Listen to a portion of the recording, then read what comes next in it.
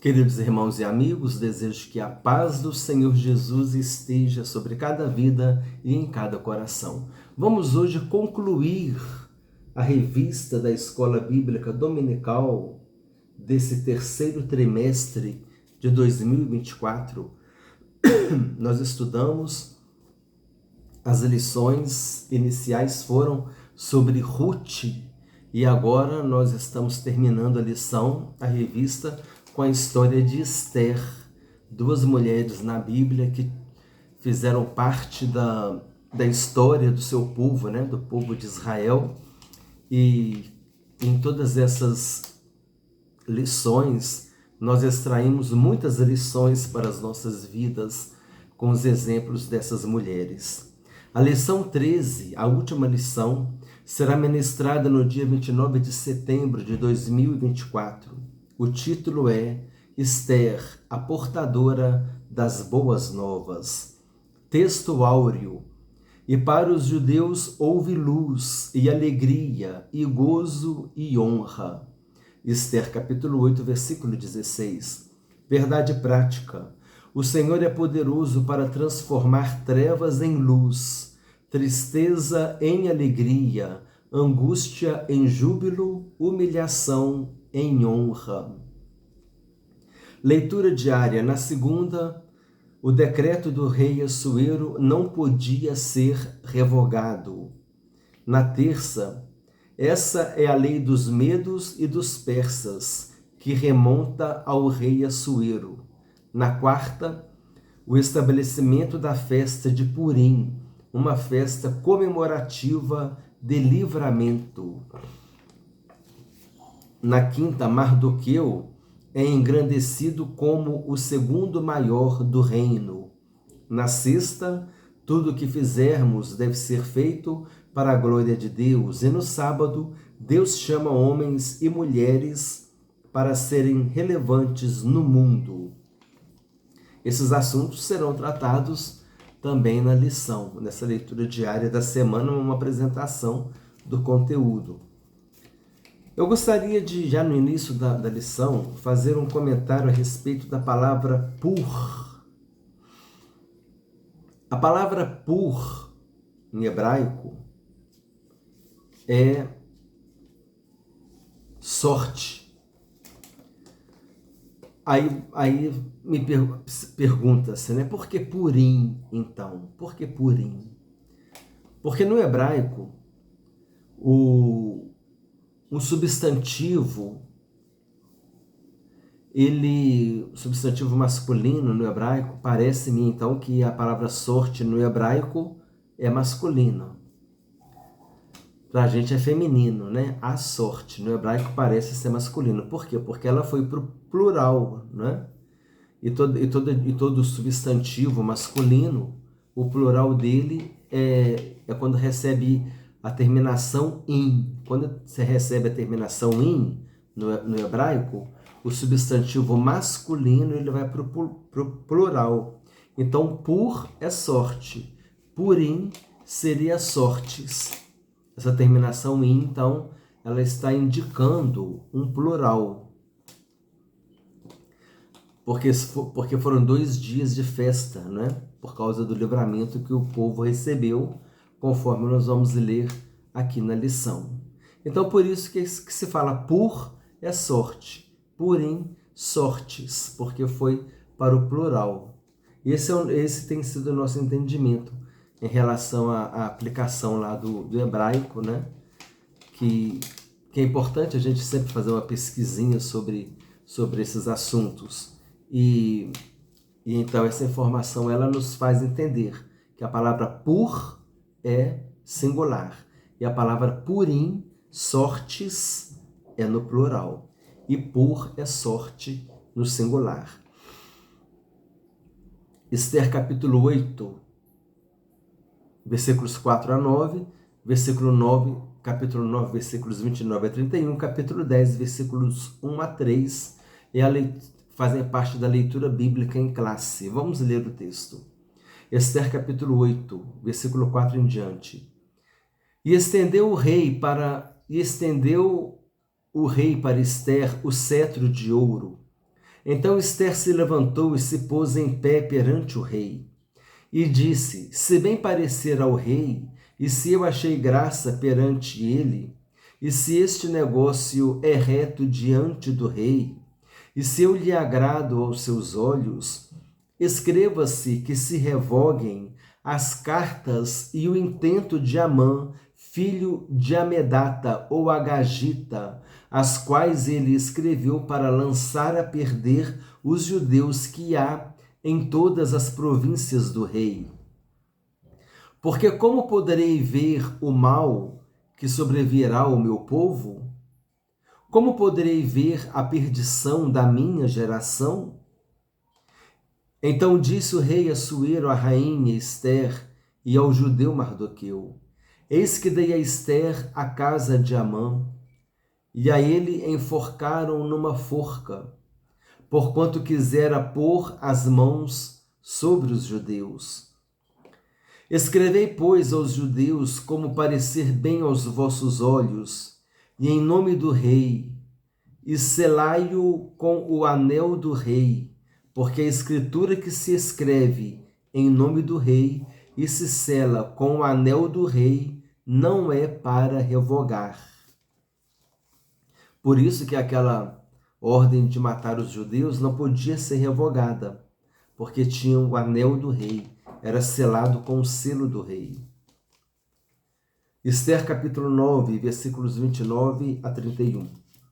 Depois disso, escreveu a rainha Ester, filha de Abiail, e Mardoqueu, o judeu, com toda a força para confirmarem segunda vez esta carta de Purim. E mandaram cartas a todos os judeus, a 127 províncias do reino de Assuero, com palavras de paz e fidelidade, para confirmarem estes dias de Purim nos seus tempos determinados, como Mardoqueu, o judeu, e a rainha Ester lhes tinham estabelecidos, e como eles mesmos já o tinham estabelecido sobre si e sobre a sua semente, acerca do jejum e do seu clamor. Ester capítulo 10, versículos 1 a 3. Depois disso, pôs o rei Assuero tributo sobre a terra e sobre as ilhas do mar. E todas as obras do seu poder e do seu valor, e a declaração da grandeza de Mardoqueu, a quem o rei engrandeceu, porventura não estão escritas no livro das crônicas dos reis da Média e da Pérsia? Porque o judeu Mardoqueu foi o segundo depois do rei Assuero, e grande para com os judeus, e agradável para com a multidão de seus irmãos, procurando o bem do seu povo e trabalhando pela prosperidade de toda a sua nação. Aqui tem um comentário, né? O grande livramento que Deus deu ao seu povo, garantindo assim o percurso histórico da salvação. Por que garantindo assim o percurso histórico da salvação? Porque as gerações foram acontecendo, né? As descendências foram seguindo o caminho da história até chegar à plenitude do tempo no qual Jesus nasceu, nascido de mulher, e o Verbo se fez carne e habitou entre nós, cheio de graça e de verdade, e vimos a sua glória, glória como do unigênito do Pai. Então Jesus, o Emanuel, o Deus conosco, cumpriu o seu ministério na terra, até morrer na cruz do Calvário para nos salvar. Depois ele ressuscitou, foi elevado aos céus, está sentado à direita de Deus e ele voltará. Amém? Graças a Deus. Assim nos ensina a sã doutrina da palavra de Deus. Então, houve a garantia de que Jesus nasceria. Por quê? Porque a descendência de Abraão, de quem viria o Salvador, foi preservada. E a salvação, ela vem dos judeus. O objetivo da lição. Cada item, a lição ela tem 3 itens. Cada item aqui é o objetivo de uma lição. É o objetivo de um...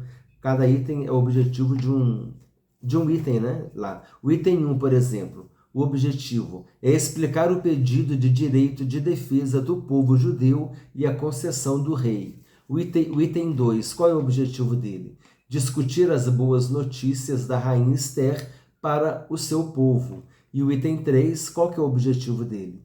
Conscientizar a respeito do papel da mulher cristã para ser relevante no mundo.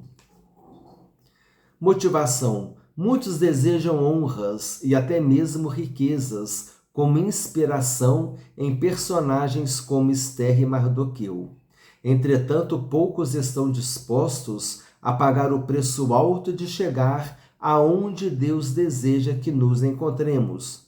Por exemplo, Mardoqueu, exaltado pelo rei, o serviu fielmente por longos anos e, ao mesmo tempo, suportou o ódio e a soberba de Amã.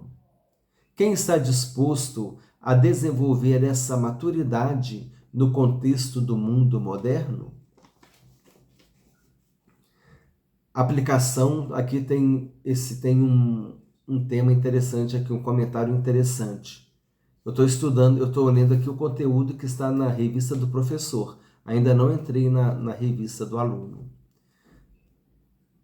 Aqui vai propiciar um importante comentário. Quando Deus intervém na história com frequência, ele trabalha com a participação humana para realizar seus propósitos. Que nos achemos fiéis e sensíveis para ser instrumento de Deus, para que a sua vontade se cumpre na vida de alguém. Então, que possamos ser instrumentos fiéis. Mas o comentário aqui é este. Quando Deus intervém na história. Nós já trouxemos aqui, e é pertinente a gente fazer esse comentário agora de novo, que há duas linhas de pensamento, né? Uma que apresenta o teísmo, com o T de tatu, e a outra que apresenta o deísmo, que é o D de dado. O deísmo, com o D de dado, diz que Deus, ou muitas vezes uma divindade, às vezes nem configura Deus mesmo, o Deus do céu, mas o Deus ou uma divindade que criou o universo.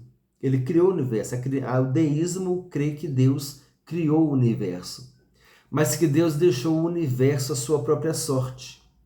E um exemplo muito interessante que a literatura, né, nos mostra, nos dá, é aquele relojoeiro, que ele pega o relógio, ele dá corda no relógio, o relógio começa a funcionar e ele deixa o relógio e esquece o relógio.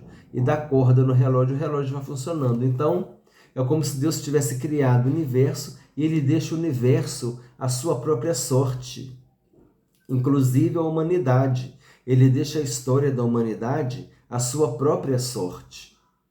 Mas não é isso que o teísmo que nós cremos acredita. Nós cremos, o teísmo é a linha de pensamento que crê que Deus criou o universo e a humanidade e que ele intervém na história da humanidade.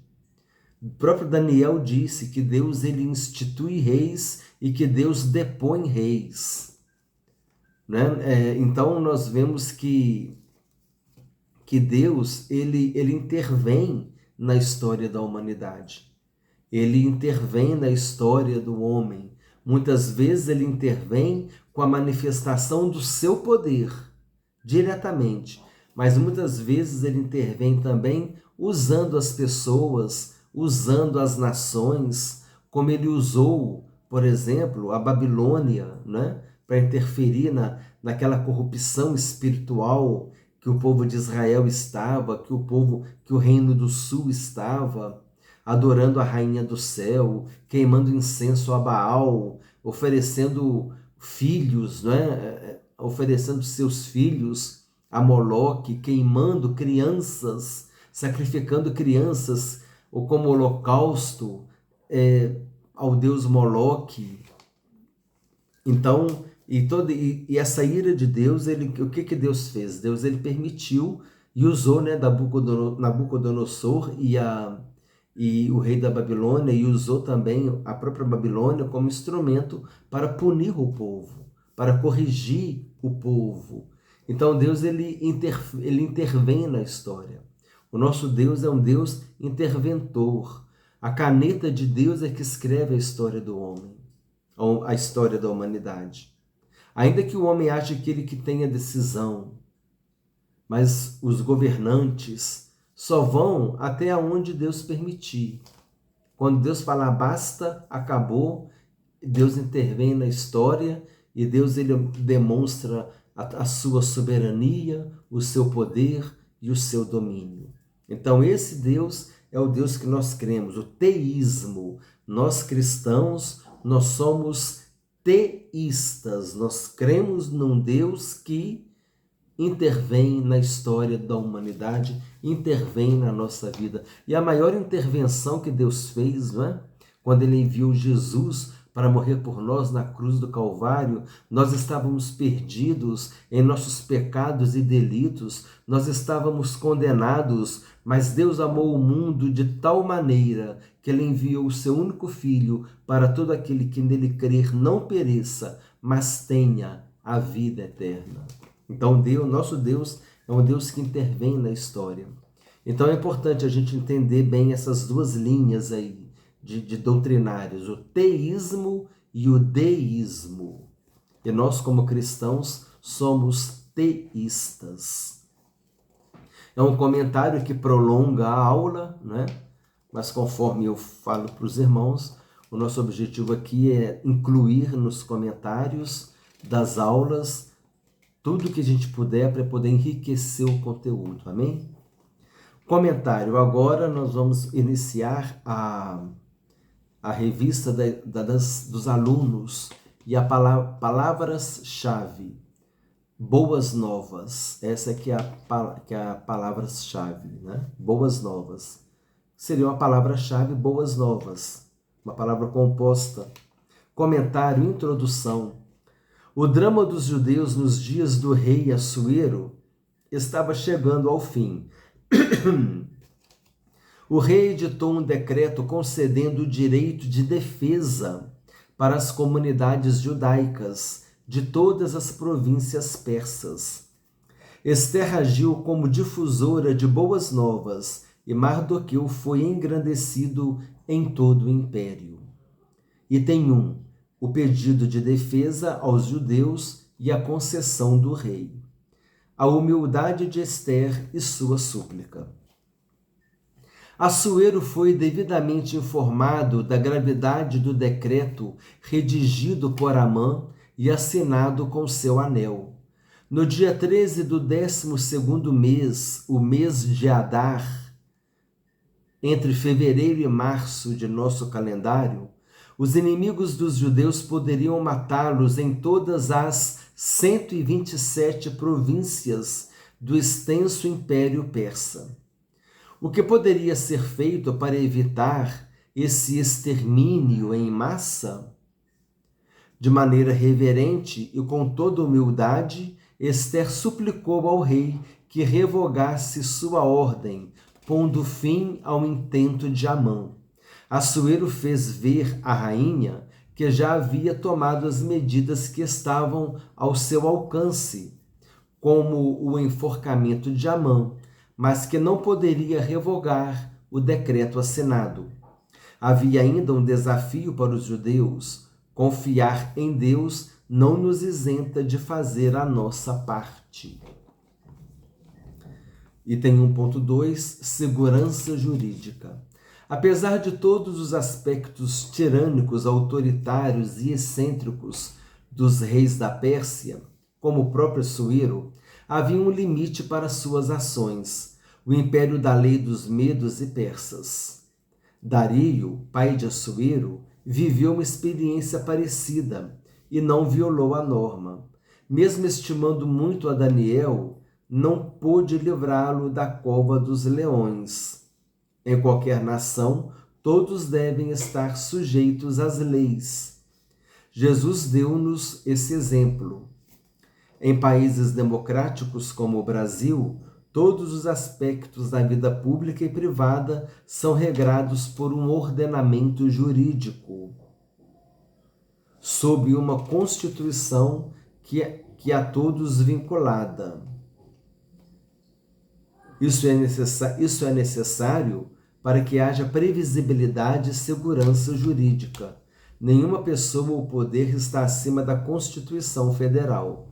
Ninguém pode agir de modo a violá-la. As alterações constitucionais possíveis somente podem ser feitas pelo Parlamento, onde atuam os representantes eleitos pelo povo. Essa, pelo menos, é a moldura constitucional. Oremos pelas autoridades de nosso país. 1.3. O direito de defesa. Açoeiro não podia revogar o seu decreto, mas emitiu outro, uma espécie de contraordem, que permitia aos judeus exercerem seu direito de defesa diante de seus inimigos, no dia assinalado no decreto anterior. O texto nos faz entender que havia em todo o reino grupos sistematicamente hostis aos judeus. Não era, portanto, uma vingança gratuita e indiscriminada. A ordem foi enviada para todas as províncias e produziu muita alegria entre os judeus e temor em todos os povos. Muitos chegaram a se tornar judeus. No dia da pretendida matança aconteceu o contrário do que esperavam os inimigos. Os judeus se assenhorearam deles, inclusive ajudados pelos nobres e todos os maiorais das províncias, que haviam ouvido falar de Mardoqueu e o temiam. Deus começou a agir de tal maneira que até os maiorais das províncias tomaram partido a favor dos judeus. Somente na cidade de Suzã foram mortos 500 homens, incluindo os 10 filhos de Amã, 75.000 em todo o reino persa. No dia seguinte, mais 300 mortos na cidade de Suzã. Quantas pessoas queriam destruir os judeus, não é? E pereceram. Sinopse 1 é o resumo do tópico 1. A rainha Esther suplica humildemente a segurança jurídica para exercer o direito de defesa. 2. A rainha Esther escreve boas notícias para o seu povo. Esse é o tópico 2. 2.1. A comemoração dos judeus. O dia 14 do 12º mês foi de grande festa para os judeus de todo o Império Persa. O sentimento de alívio pelo grande livramento tomou conta do povo judeu e precisava ficar marcado. Mardoqueu registrou os fatos e escreveu cartas para os judeus de todas as províncias, instituindo uma festa comemorativa, a festa de Purim. Amã havia lançado sorte, para matar os judeus no dia 13. Agora o dia 14 seria estabelecido como um dia de festa, um feriado nacional a ser inscrito na história judaica, para comemorar o livramento que Deus dera ao povo judeu. Aqui é interessante, porque já houve até comentário, né, em lições passadas. Essa festa de Purim, ela não faz parte das festas do Antigo Testamento, lá da época de Moisés. Essa festa ela veio depois, né? 2.2. A carta e o decreto de Esther. Depois da primeira carta enviada por Mardoqueu, Esther e o primo escreveram uma segunda carta, confirmando a instituição da festa de Purim, com 2 dias de duração. Era a primeira vez que a rainha Esther se dirigia ao seu povo. Ao sair de sua pena, a instituição da festa estava fundamentada, agora em um decreto real. A festa entrou definitivamente no calendário judeu e é comemorada até os dias de hoje. Até os dias de hoje tem a comemoração dessa festa. Aqui, né, ao sair de sua pena, quer dizer, depois que ela foi escrita, a instituição da festa estava fundamentada agora em um decreto real. 2.3. A exaltação de Mardoqueu. Assuero conhecia Mardoqueu, mas não sabia de seu parentesco com a rainha Esther, até a denúncia dos malfeitos de Amã. Esther capítulo 8, versículo 1 diz que foi naquele dia que Mardoqueu compareceu à presença do rei, porque Esther revelou que ele era seu parente. Assuero deu a Mardoqueu o anel que havia dado a Amã, e Esther o pôs sobre a casa do Agagita. Mas ainda não era tudo. Depois da morte dos inimigos dos judeus, Assuero engrandeceu ainda mais a Mardoqueu, pondo-lhe como segundo maior do reino, posição que era ocupada por Amã. O relato bíblico encerra com um testemunho notável de Mardoqueu.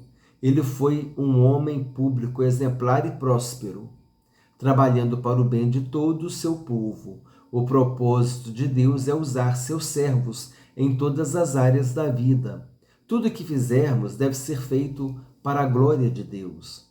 1 Coríntios, capítulo 10, versículo 31. Resumo do tópico 2. A rainha Esther emite uma carta e um decreto para os judeus exercerem o direito de defesa. Então, o decreto para matar os judeus não podia ser revogado, porque estava com carimbo do rei.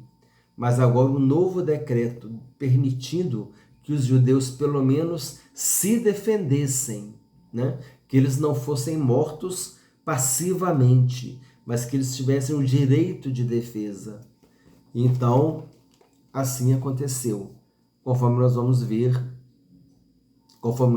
né, que o povo conseguiu sair, né, conseguiu se livrar dessa morte, dessa condenação, e eles reagiram, tiveram o direito de defesa, eles reagiram e conseguiu sobreviver.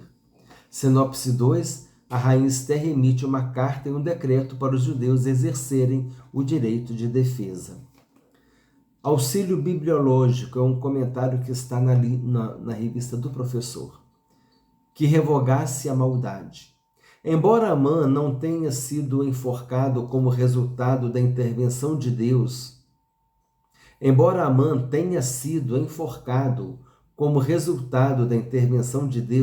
em favor de seu povo, a ordem original do rei de destruir todos os judeus ainda estava em vigor. Nem mesmo o próprio rei poderia reverter o decreto oficial. No entanto, em resposta ao pedido de Esther, um segundo decreto foi promulgado, dando aos judeus o direito de lutar em sua própria defesa no dia estipulado para a destruição. Embora Deus certamente possa salvar as pessoas sem a nossa ajuda, quase sempre Ele prefere trabalhar com a nossa fiel participação para realizar os seus propósitos e livrar as pessoas do poder e da influência do mal. Nessa situação, o resgate de Israel foi resultado de atividade de Deus combinada com seus fiéis seguidores. É o que nós falamos, é o Deus teísta. É o Deus que atua, que interfere. O teísmo, né, ensina isso. O teísmo é a linha de pensamento que ensina que Deus ele criou o universo e ele interfere na história da humanidade. Ou ele pode interferir pelo seu próprio poder, ele pode interferir usando as pessoas, usando as nações. E aqui também nós vimos, né, completando o nosso comentário, que foi promulgado aqui um outro decreto permitindo que os judeus lutassem nesse dia que foi marcado para a destruição deles. Item 3. A mulher é chamada por Deus para ser relevante no mundo. 3.1. Uma mulher notável. Mardoqueu e Esther exerceram um papel de altíssima relevância no Império Persa. principalmente em relação ao povo judeu. Para isso não foi preciso disputa ou inversão de papéis. Esther chegou ao cargo de rainha sob profundo respeito, obediência e honra ao primo Mardoqueu, que lhe havia criado como filha. Na condição de rainha, soube ser humilde, prudente e muito equilibrada. A forma como se dirigia e honrava Assuero contrastava com a atitude irreverente de Vasti. A firmeza moral de Esther fez dela uma mulher notável. Ela estendeu o propósito de Deus para a sua vida. Ela entendeu o propósito de Deus para a sua vida. 3.2 A banal guerra dos sexos. Deus não entra em disputas banais, como a tal guerra dos sexos, que visa instilar ódio e aversão entre homens e mulheres. O Criador nos fez macho e fêmea, com constituição e papéis distintos, os quais estão claramente revelados nas Escrituras. No final, julgará a todos conforme as leis perfeitas e justas que estabeleceu. Deus não é afetado por partidarismos e ideologias sexistas. Por isso chama homens e mulheres para serem relevantes no mundo. A mulher tem muito a contribuir no reino de Deus e no bem-estar de toda a sociedade. Item 3.3 O contexto cristão.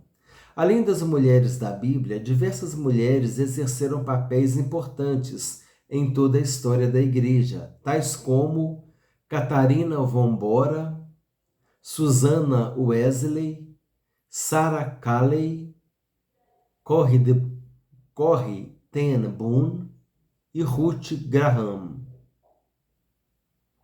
Ruth Graham.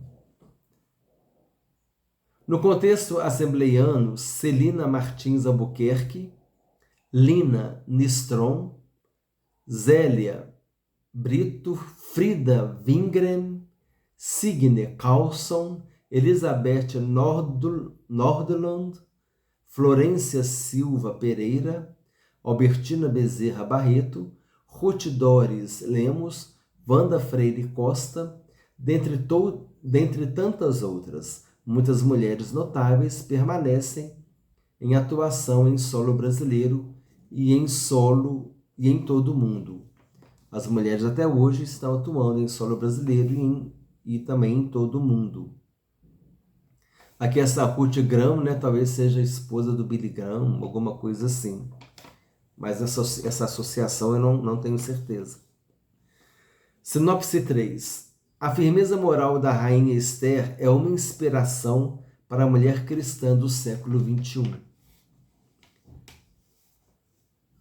Auxílio bibliológico, Purim. Mardoqueu estabeleceu a festa de Purim, uma festa de 2 dias que comemorava a maneira como Deus havia salvado o seu povo do terrível plano de Amã de aniquilar a raça dos judeus. A festa recebeu o nome de Purim em referência à maneira como Amã usou pur, do hebraico sorte, porção, como se lançasse dados ou sortes, para determinar o dia em que os judeus deveriam ser destruídos. Purim nos lembra que Deus pode anular os planos e as circunstâncias das pessoas. Os seus atos não são aleatórios, nem sem propósito. Nosso Deus é um Deus de planejamento. O povo de Deus nunca deve se considerar vítima desamparada ou impotente do destino ou do acaso. Em vez disso, eles devem ser fortes na fé de que Deus tem um plano significativo para cada vida, um propósito que se encaixa perfeitamente no objetivo supremo de salvar as pessoas e trazê-las a um relacionamento pessoal com Ele. Devemos assumir uma posição de defesa de Deus, como fizeram Mardoqueu e Esther. Conclusão. Com alegria e gratidão, estamos concluindo o estudo dos livros de Ruth e Esther. Acima do papel humano visto nestas histórias, a providência divina é contemplada do começo ao fim. O Deus que tudo provê continua agindo em favor de seu povo. O Deus que tudo provê continua agindo em favor do seu povo. É o teísmo, é aquele Deus que intervém, não é? que age em favor do povo, que controla a história da humanidade. Revisando o conteúdo. Número 1. Que impedimento havia para Assuero revogar o decreto que permitia o extermínio dos judeus? Assuero não podia revogar seu decreto por causa do limite estabelecido pelo império da lei dos medos e persas. Número 2. Qual a importância de todos estarem sujeitos às leis? Isso é necessário para que haja previsibilidade e segurança jurídica. Número 3. Qual a saída encontrada para livrar os judeus? Assuero não podia revogar seu decreto, mas emitiu outro, uma espécie de contraordem que permitiu aos judeus exercerem seu direito de defesa diante de seus inimigos, no dia assinalado no decreto anterior. Então, o direito de defesa diante do dia assinalado no decreto anterior. Número 4. O que foi estabelecido para comemorar o livramento do povo judeu, Mardoqueu registrou os fatos e escreveu cartas para os judeus de todas as províncias, instituindo uma festa comemorativa, a festa de Purim. Conforme dito, essa festa foi incluída agora, nessa época de Esther, e não faz parte daquelas épocas instituídas lá no início do Antigo Testamento, na época de Moisés, aquelas festas que foram instituídas. Essa aqui é uma festa que foi instituída depois e ela acontece até hoje também. Número 5. Como Mardoqueu foi exaltado e que exemplo nos deixa? Assuero deu a Mardoqueu o anel que havia dado a Amã, e Esther o pôs sobre a casa do Agagita.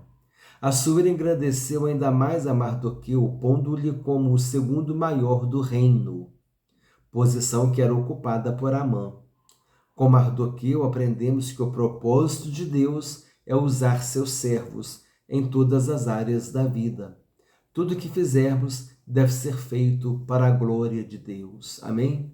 Onde quer que nós estejamos, Deus deseja que a gente dê fruto, Ele nos capacita e faz com que a gente alcance vidas. Esse é o projeto de Deus para nós. Assim encerramos, irmãos, não somente a lição 13, mas também encerramos essa revista que trouxe muito conhecimento para nós. E nós apresentamos a revista, a outra revista que é As Promessas de Deus. Eu vou deixar o link na descrição do vídeo. Se você quiser, você pode ver essa revista. Eu procurei aqui, ela está longe de mim aqui. Mas aí você pode clicar lá no link e ver a apresentação dessa revista, que vai ser a próxima lição que nós vamos compartilhar com os irmãos, permitindo assim o Senhor.